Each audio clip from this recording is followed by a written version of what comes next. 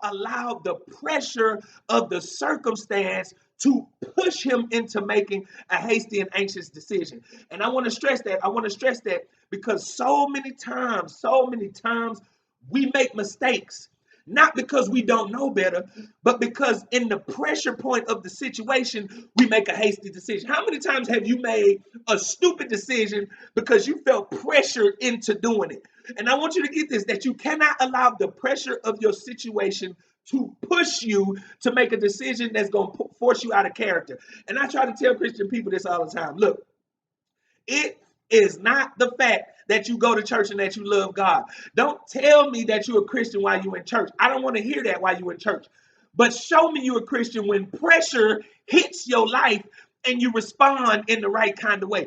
Because a lot of times what we do is we love to call ourselves Christians while we at church, right? We love to say that we Christians, that we love God. We love to say that while we in church.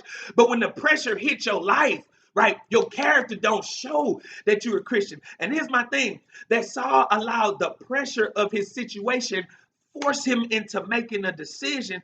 And I want us to understand that we cannot allow the pressure of situations to help to make us move or act out of character.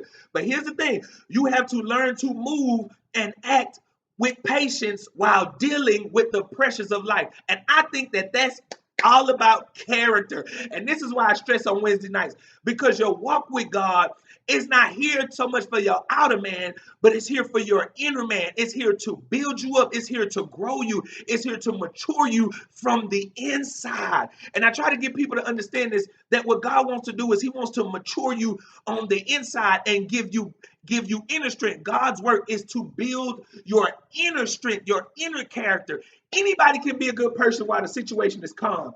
But here's when I can tell whether or not you've been walking with God. When the pressure hits, when the pressure is applied in your life, what is your character then? Like, what is your attitude like then when pressure happens in your life? When things come upon you and it seems chaotic in your life, what is your character like then? And this is when my Christian character kicks in. This is when my faith kicks in. When adversity happens, but I'm still able to maintain the right kind of perspective and the right kind of disposition. I try to tell people this all the time. You can dress up in the suit all you want to, and your suit can be fly. But your Christianity is shown when you're in a situation and it's time to still show that right character. It's a way of getting your point across without being immature. And this is how I know that this is how you know that God has been working on you when things seem to be chaotic and you don't allow the pressure of your circumstance force you into making a bad decision or force you into doing something out of your character or force you into making a hasty or anxious decision or saying something that you wouldn't normally say. And I want to stress this because what Saul did is he saw the army and he felt like, man, I got to do something.